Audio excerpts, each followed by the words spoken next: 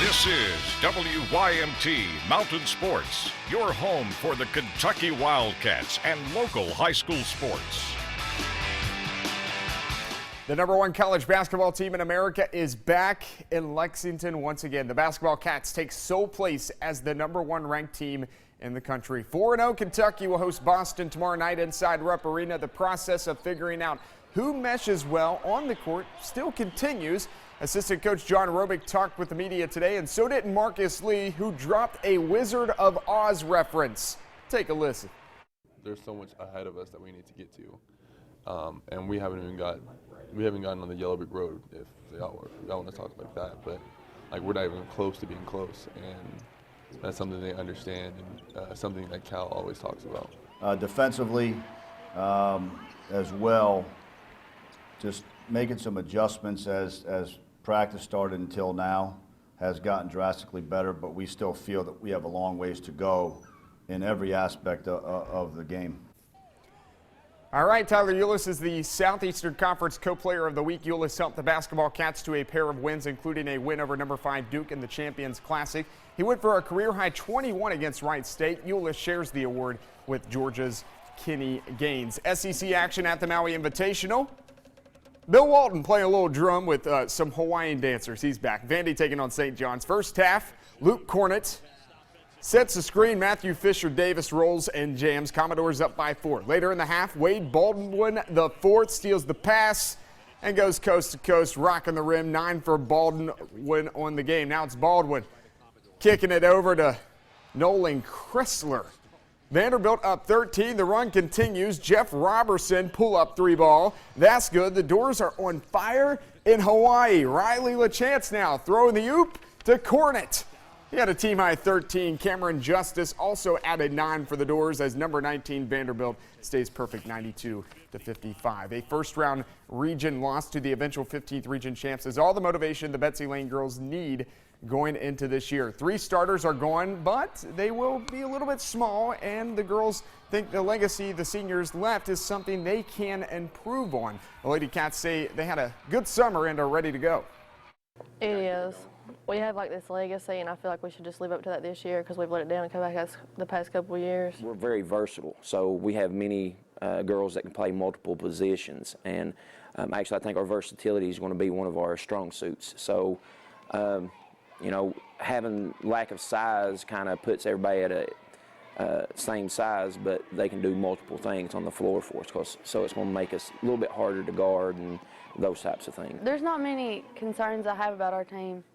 Our team has been together for a while, and we are going to be close together and just win districts. Losing 3 starters was really hard for us, but I would say we played nearly 40 games. I think we've got it this year, and I think at the end of the year we'll be cutting down the nets.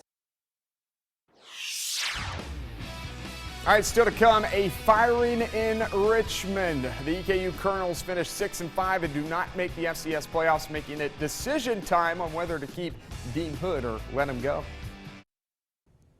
Welcome back, Kentucky, Louisville. The records don't matter, right? Wrong.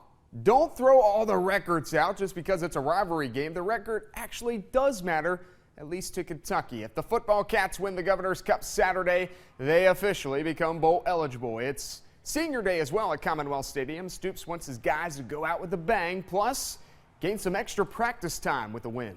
Yeah, I think it'd be very important. You know, we need the practices. I think we're getting better as the season goes on. We're developing younger players. We're getting better. We need the work. You know, as you know, we get to some stretches in the season with the depth of our team. We get beat down at times, but with a little bit of time off and to get back and basically have another spring practice, it would be huge for us. The last 4 Governor's Cups belong to Louisville. So this senior class at Kentucky trying to win their first. It's a noon kick time on the SEC Network if you aren't going to Commonwealth Stadium. Final edition of Chalk Talk tonight with Lauren Cash and Freddie Maggard. Unless the Cats win and end up going to a bowl game, of course, then we might have to do a little bonus edition of Chalk Talk. Here's Freddie and Lauren in the wind. A little gusty. Welcome in to the final edition of the regular season of Chalk Talk. Lauren Cash here alongside Freddie Maggard. Freddie, hopefully hopefully we will have another one of these later on down the road with a bowl game for Kentucky. But before we get that far ahead of ourselves, let's look back at the game against Charlotte. What stuck out to you? What did they do well? What stuck out to me was Kentucky finally won a game it should have won in a fashion that it should have won it in. Kentucky, if you look back, was better than Louisiana, had to score late to win. EKU took them to overtime. Lost to Auburn and Vanderbilt. I felt that Kentucky was better than those two teams. Rushing for 415 yards was a tremendous boost in confidence going into the Governor's Cup, especially with three players close to 100 yards. You had Boone with 150, JoJo 165, and Saheem King had 90, so that took the pressure off of Drew Barker, making his first start in terrible elements with the weather, the wind. I thought he played well. I thought he was efficient. And defensively, Kentucky continued over and played as it did against Vanderbilt, so I was very pleased in all assets of the football game. Transitioning now to the upcoming game against Louisville, obviously a must-win situation for Kentucky if a bowl is within question. What has to happen? What does Kentucky have to do to walk out of their home field with a win? Well, first of all, this is a must-win for a bowl situation for Kentucky, and that's self-inflicted.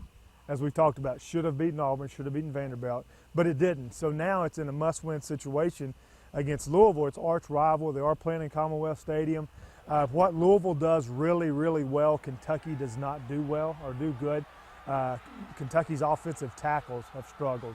Louisville's outside pass rush is very good with some future NFL players.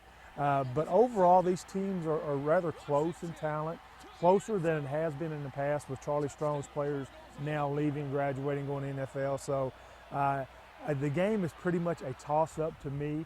I think whichever offensive line plays the best will win the football game. Both have struggled throughout the year, so if Kentucky's offensive line plays better than it has in the past and plays better than Louisville's, Kentucky will win.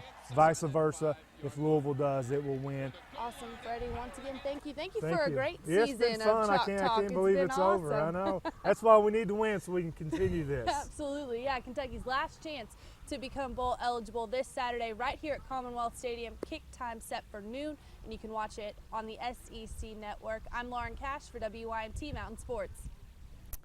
Good stuff from those two all season long. The EKU football program releases Dean Hood as the head football coach today. The Colonels finish the season 6-5 with no FCS playoff bid. Hood finishes out with a 55-38 record in 8 seasons at EKU. His best season coming last year when he notched 9 wins. EKU played 3 times in the FCS playoff under Hood, 2014, 2011, and 2008, but they lost each time in the first round. We'll be back after this.